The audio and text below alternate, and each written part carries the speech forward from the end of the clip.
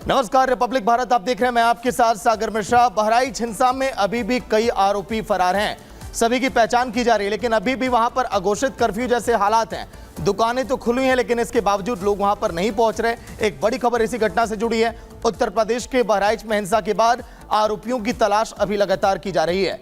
मुख्यमंत्री योगी आदित्यनाथ पूरी तरह से सख्त हैं, लगातार ऑर्डर दे रहे हैं। पुलिस को आरोपियों को पकड़ने के लिए निर्देश भी दिए गए हैं। यूपी एसटीएफ समेत कई जिलों की पुलिस लगातार वहां पर दबिश दे रही है। योगी सरकार ने साफ कर दिया है कि बहराइच के दंगाई बख्शे नहीं जाएंगे।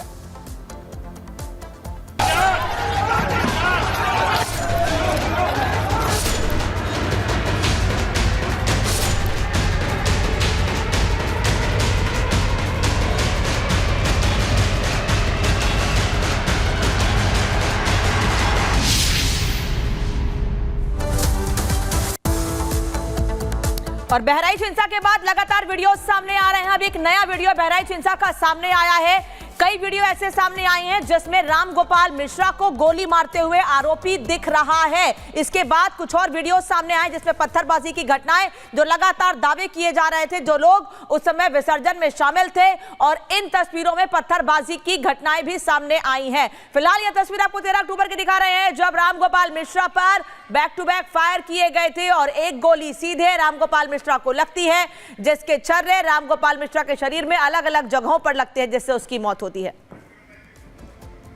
और इसी खबर पर जानकारी के लिए सहयोगी वैभव हमारे साथ जुड़ गए। वैभव, क्या जानकारी? अब देखिए यहां पर वीडियो भी सामने आ गया है। देखिए, बिल्कुल तमाम तरह के वीडियोस इस हिंसा और आगजनी उपद्रव से जुड़े हुए सामने आ रहे हैं, लेकिन वर्तमान स्थितियां इस वक्त महाराजगंज की क्या हैं, यहां के वर्तमान हालात क्या हैं, अगर इसकी बात करें, क्योंकि आज से इंटरनेट व्यवस्था जो है वो पूरी तरह से बहराइच जिले के अंदर बहाल कर दी गई है। महाराजगंज का ये मेन बाजार है जो हिंसा, आगजनी और उपद्रव की आग में तकरीबन 2 दिन जो है वो झुलसता है। लेकिन आज की तस्वीर आप देख सकते हैं, यहाँ पर दुकानें, बाजार जो है वो जरूर बंद हैं, लेकिन शांति बहाली, शांति स्थापना की बात और जो कोशिशें लगातार की जा रही हैं, उन कोशिशों के बीच अब धीरे धीरे स्थितियां जो है वो सामान्य होती हुई नजर आ रही हैं। ये महाराजगंज का मेन बाजार है और जिस जगह पर हमारी मौजूदगी है, अगर ठीक बाएं तरफ मेरे विजय सचिन आपको दिखाएं तो ये वही घर है जिस घर से इस हिंसा की शुरुआत हुई और रामगोपाल, इसी घर के अंदर रामगोपाल की हत्या की गई। और कितनी बेरहमी, कितनी निर्दयता से हत्या की गई थी, इसको लेकर पोस्टमार्टम का जो खुलासा हुआ है और खुद सीएमओ ने जो ब्रीफ किया है वो डरा देने वाला है। और इसी डर के बीच जब अगले दिन अलसुबह यहां पर हिंसा भड़कती है और हजारों की तादाद में लोग इस महाराजगंज में पहुंचते हैं, तो जितने भी यहां पर दुकानें उनको नजर आई, जितने शोरूम, जितनी बाइकें, सब कुछ यहां पर आग के हवाले कर दिया गया। और आप देख सकते हैं यहां पर पुलिस प्रशासन की मुस्तैदी भी अभी इस वक्त यहां पर बहुत जोर शोर से हो रखी है। और यहां पर खुद एसटीएफ के एसएसपी जो है वो स्पॉट पर मौजूद है। लगातार वो इन तमाम इलाकों में, फिर चाहे वो मासी हो, महाराजगंज हो, राजी चौराहा हो, यानी कि तकरीबन 11 से 12 किलोमीटर का ये पूरा एरिया जो लगातार हिंसा और दंगों की आग में झुलसा, वहां पर अब लगातार पेट्रोलिंग जो है वो की जा रही है। एक तस्वीर हम अपने दर्शकों को और दिखाएंगे, आप देखिएगा। ये महाराजगंज के मेन बाजार से लगती हुई ये सड़क, जहां पर 2 वाहनों को जो है वो आग के हवाले किया गया था। अब इन वाहनों को भी यहां से हटाने की जो है वो कवायद की जा रही है, यानी कि हिंसा के वो साक्ष्य, हिंसा के वो तमाम सबूत जो ये बताने के लिए काफी थे कि बहराइच का महाराजगंज तकरीबन 2 दिनों तक कैसे झुलसा और सुलगा, वो अब यहां से साफ किए जा रहे हैं, वो सबूत यहां से हटाए जा रहे हैं। ये वो गाड़ी है जिसको दंगाइयों ने आग के हवाले कर दिया था।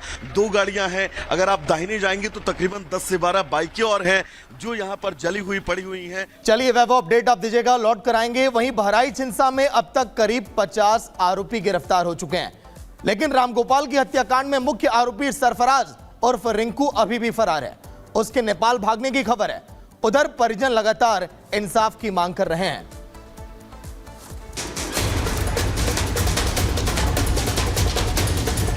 दंगाइयों ने रामगोपाल को तड़पाया, बर्बरता से रामगोपाल ने तोड़ दी सांसें। रामगोपाल के साथ तालिबानी क्रूरता। बहराइच हिंसा में मारे गए रामगोपाल मिश्रा को दर्दनाक मौत दी गई। गोली मारने से पहले उसे बेइंतहा यातना से गुजरना पड़ा। आरोपियों ने उसकी उंगलियों के नाखून खींच लिए। यही नहीं, उसे कई बार बिजली के झटके दिए गए। इसकी वजह से उसे ब्रेन हैमरेज हुआ, मौके पर उसकी मौत हो गई। बावजूद इसके आरोपियों का मन नहीं भरा तो उसे 35 गोलियां मारी। ये खुलासा शव के पोस्टमार्टम में हुआ। पोस्टमार्टम की रिपोर्ट सामने आने के बाद हर कोई दंग है। मल्टीपल पिलेट इंजरी के कारण एक्सेसिव हैमरेज और शॉक से उस व्यक्ति की मृत्यु हुई है। करीब 25-30 छर्रे उसको लगे थे और उसके कारण एक्सेसिव हैमरेज के कारण उसका देहांत हुआ। सिर पे एक चोट है बाईं आंख के ऊपर जी, और पैर में बर्न के निशान है बड़े वाले अंगूठे में। यही वो घड़ी थी जब से राम गोपाल मिश्रा की सांसों की उल्टी गिनती शुरू हुई। मस्जिद के सामने से दुर्गा मूर्ति विसर्जन यात्रा निकल रही थी। कट्टरपंथी बाहर निकले और राम गोपाल को खींचकर वहीं पास में मौजूद घर में खींच कर ले गए। हमारी टीम ने उस घर का रुख किया जहां इस तालिबानी क्रूरता को अंजाम दिया गया।